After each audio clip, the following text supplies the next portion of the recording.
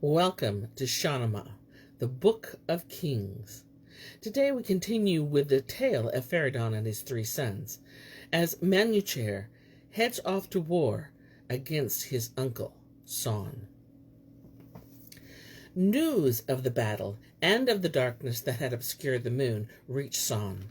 There was a castle to the rear of his forces, whose walls reached up into the blue heavens, and he decided to retreat there, to see how events would unfold. Kakui thought that if Salm were to avoid battle and reach this castle, it would be a refuge for him, as it was filled with all manner of wealth, and its granite walls rose out of the sea and reached up to the clouds, so that it could never be overflown even by the legendary Homa. Kakui decided to make all haste and cut him off before he could do so. He hurried to King Manuchehr and said, "If your majesty wishes, and will give authority and men to the humblest of his soldiers, I shall corner Salm, who can either fight us or attempt to flee. I shall need the royal banner and Tur's seal ring, and with them I shall be able to take Salm's castle, and I and the warrior Kartab, in the darkness of the night, will deal with this matter, but see that you say nothing to anyone." When the air turned the color of ebony, they bound the war drums on their elephants, and the warriors set off toward the sea. Kakui gave the command to Shahnameh and said, "I shall go in secret to the castle's commander, pretending to be a messenger. I'll show him Tur's seal, and as soon as I'm in the castle, I'll display the royal banner and draw my sword.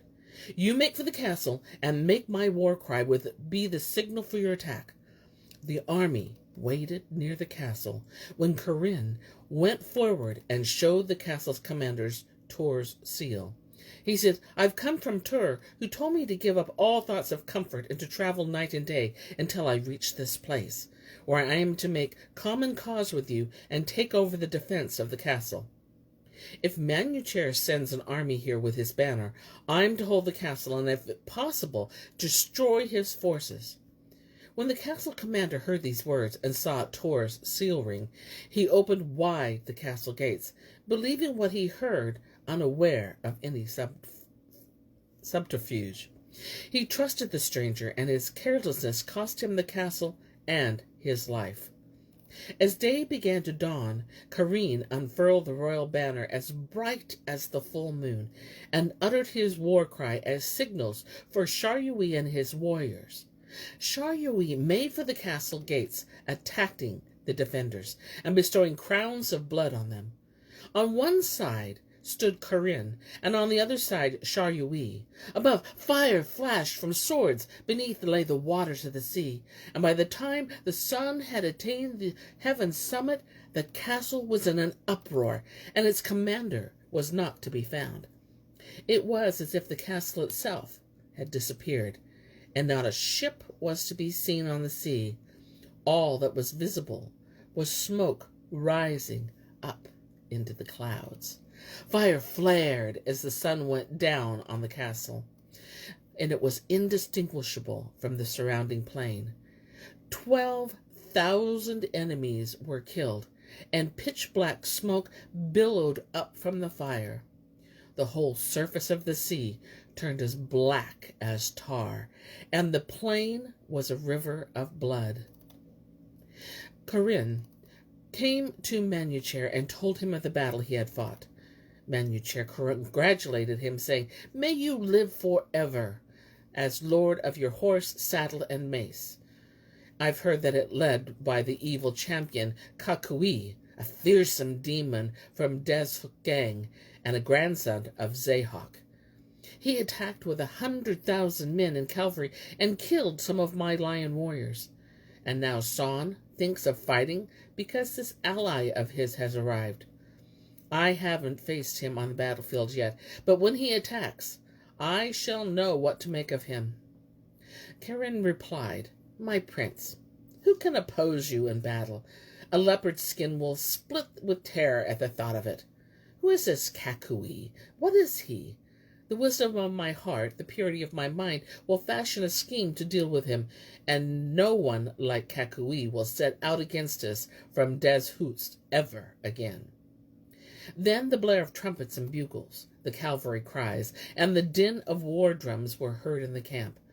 The air turned the color of pitch, the ground that of ebony.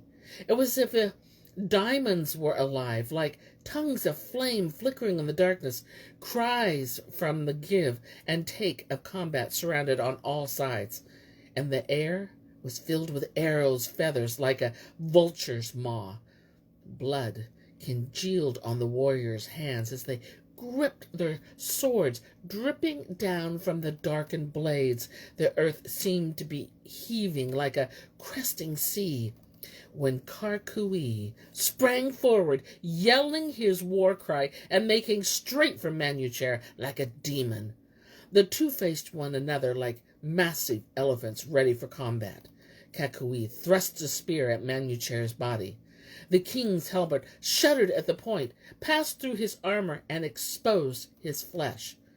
But Manuchehr struck at Kakui's neck with his sword and split his breastplate. For half the day, these two blood-soaked men fought until the sun sank in the sky. They attacked like leopards, and their blood was mixed with the dust, so that the plain and the mountainsides were drowned in blood beyond all measure. Now Manuchehr was weary of battle beyond all measure. But he urged his horse forward and his thighs, and grasped Kakui by the belt, lifting the mammoth warrior from his saddle and hurled him down on the warm ground. He thrust his sword into Kakui's body, and so the life of this headstrong Arab, whose mother had borne him for this evil day, was dispersed on the wind. San's head was emptied of all thoughts of vengeance, and he and his men fled toward the castle. Manuchehr's army came after them, but the way was so clogged with dead and wounded warriors that they had a hard time going forward. Mounted on his white charger, the young king was filled with rage. He cast off his horse's barding to make better speed, and urged his mount into the retreating army's dust. He closed on the king of the west and cried out, "You unjust wretch, who killed your brother, who desired his crown, that crown has come to you. I've brought your crown for you. I've brought your throne. The splendid tree you planted then has grown. Wait for our sovereign Feraydun's reward. Don't try to flee from me, my noble lord. The tree you planted has borne fruit. You'll see its fruit served up to you immediately. You nurtured them. You spun the silk that made the thread by which your wretched life's betrayed." As he shouted, he rode forward, drawing level with San, and struck at his neck with his sword, so that San's body was split in two. He gave orders that the head be spitted on a spear, and then he raised it into the clouds. San's army was astonished at the strength of his arm, and dispersed like a flock without a shepherd, wandering aimlessly in groups on the plains, mountains, and caves. One of their number was a man of some eloquence, and they asked him to go to Manuchehr and say, "We are your subjects, and do not tread on the earth, but at your command. Some of us owned flocks and some farms and houses, and we were forced to join this army. Now we are all the king's slaves, and our hearts and souls are filled with love for him. If he wishes to fight against us and spill our blood, we lack the strength to oppose him. We lay our innocent head before the king at his mercy. He can do whatever he wishes with us, since he is the Lord of our sinless souls." The wise man repeated all this, and Manuchehr listened in astonishment. His answer was, "I trample on all unjust desires, and renounce wherever there is Ahriman, and not from God. Leave my sight, and may evil afflict all demons. Whether you are my enemies or my allies and well-wishers, the Lord of victory has given me authority over you, and the innocent are distinguished from evildoers. Today is a day of justice. Injustice is no more, and the heads of your commanders are safe. Follow the ways of love, and cast away your weapons." A herald cried from the royal pavilion, "Great champions whose thoughts are noble, from now on do not spill blood thoughtlessly, since those who are tyrannical suffer an evil fate." the enemy warriors, touched their heads to the ground, and then took their weapons, armors, helmets, barding, maces, and Indian swords to Pashang's son, heaping them up before him like a giant mountain. Manuchehr dispatched a messenger bearing the head of the king of the west. He wrote a letter to his grandfather describing the battles and the stratagems he had used. He began with praise of the Creator from whom come victory and ability, beneath whose command all good and evil occur, who guarantees all oaths, calling down his blessings on the wise. Feraydun, the king of the earth, destroyer of the plots of the wicked, possessed of knowledge and divine fire. He continued, "By the king's strength I have destroyed the plot of those two sorcerers. I have cut off their heads and purified the land with my sword steel. I shall come after this letter with the wind and recount all that has happened." He ordered the warrior Shahnameh to gather the war booty into one place and loaded it onto the elephants and took all of it to the king. Then he had the brazen drums and trumpets sounded and led his army from the seashore to the Chinese fortress to the court of Feraydun. As he approached, Manuchehr, his grandfather, longed to see him. The blare of the bass trumpets rang out, and the army stirred in readiness. Elephants were loaded with turquoise thrones and gold howdahs, draped with Chinese brocade, banners, and fine stuffs, so that the world glittered with scarlet, gold, and purple. Like a moving black cloud, the army marched from the sea of Gilan to Sari. Their saddle shields and belts were of gold, their stirrups of silver. So they went forward with elephants and treasures to greet the young prince. Men from Gilan followed the army. They were like lions with golden torques and hair as black as musk. In front of the king there were lions and elephants, followed by his warriors.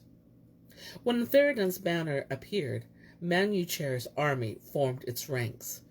The prince dismounted like a young sapling that has borne new fruit, and he kissed the ground and made his obeisance to the royal crown, throne, and seal ring. Feraydun ordered him to mount his horse, kissed him, and fondled his face with his hand. Then he turned his face to the skies and said, "Great Lord of justice, you have said, I am the just Lord, the succor of those who are oppressed. You have dispensed justice and aided me, bestowing on me this crown and the imperial seal ring." Then he gave commands that Manuchehr sit on the royal throne and wear the crown. Shahnameh brought the captured wealth to the king's court, and Feraydun ordered that it be distributed to the soldiers. Having done this, he bowed to fate's decree. The leaf was withered on the royal tree. He lived his life in mourning. Ceaseless tears and constant grief consumed his final years. Weeping, the great king said, "My heart's delight, my sons, have turned my day to endless night. My sons have slain wretchedly before my eyes, since all my plans were evil and unwise." And so heartbroken, weeping for the past, he lived tormented till death came at last. O world, from end to end, unreal, untrue, no wise man can live happily in you, but blessed is those whose good deeds bring him fame.